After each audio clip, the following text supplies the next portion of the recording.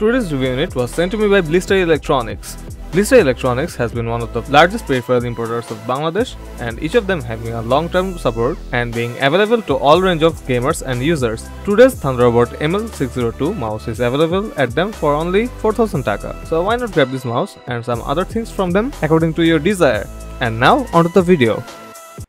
Thunderobot has been coming up in the mouse recommendation for quite a while now with the popularity of its Ml903 mouse, which provided an exceptional price to performance ratio, but as that is priced a bit higher than the regular budget lineup of mouse competition, and especially in the $50 price range, with so much overspec stuffs, they needed to get something in this range, and which they did. Here's our today's mouse, the Thunderobot Ml602.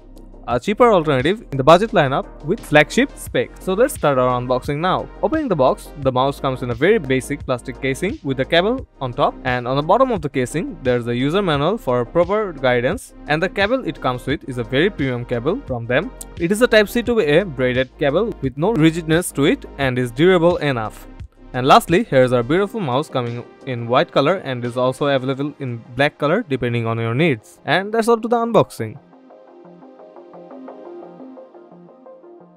Now let's talk about the shape of the mouse. As per the specs of the mouse, it's right around 125x64x40mm in dimension, which is a perfect fit for medium to big hands like mine. And I also measured the mouse by myself, and the measurements were quite precise, but I did have a wrong reading in the width of the mouse, which is indeed 64mm in the middle side. And being an ambidextrous mouse, it has no tilting on the both sides, which gives it a comfortable feel on both hands. The middle hump of this mouse is exactly as the GPX Pro, and the back hump has the same inclination of the GPX Pro, which makes the mouse really comfortable on a hand. And if you go on the L shape, the mouse is almost the same dimension as the GPX Pro. It's a bit longer, about 2mm is what they show, but from my testing it's 125mm and might be 126, but it's nowhere near 127. Else it's pretty identical to the GPX Pro minus the front sharp part.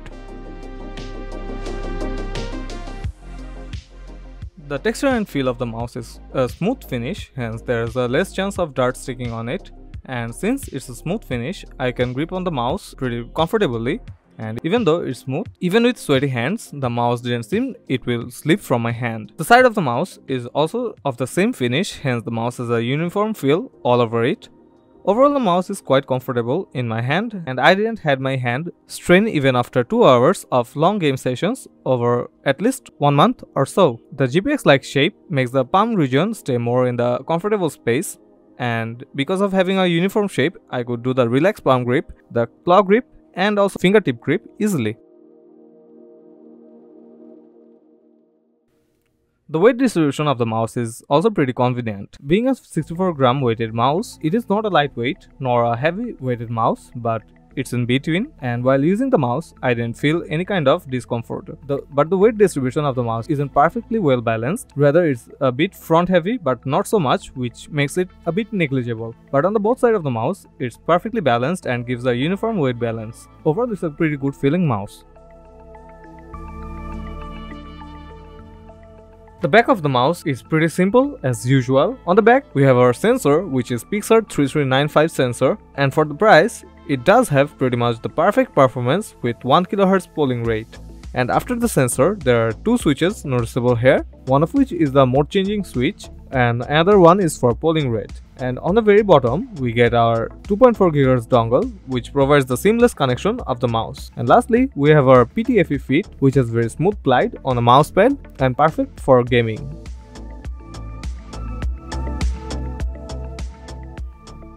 For the switches, the mouse comes with Huano blue shell pink dot switches, which is Kyle GM 8.0 counterpart, but with softer tactility and faster response time. This makes the mouse really good for competitive game where the nanosecond difference might matter a lot to you.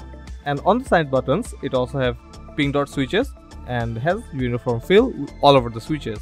And for the scroll wheel, I don't know which encoder did it use, but the scroll wheel wasn't that much satisfying. It has very little tactility on the scroll and almost smooth, but the scroll click has a decent click to it. Also, I didn't notice any kind of pre-travel on the main clicks or the side button, which is a very good characteristic of the mouse. Now time for the software. The software of ML602 is pretty much a full-fledged software with no lackings to it. On the home, we find the basic switch control as well as the debounce time control, and on the next tab, we find 5 stages of DPI settings as well as polling rate control. And as the mouse has RGB on the scroll wheel, you can change the RGB mode in 4fx, and lastly, you get control over the lift-off distance or LOD of this mouse. So how should this mouse be for you? This mouse is almost the identical shape of GPX Pro without the hefty price tag.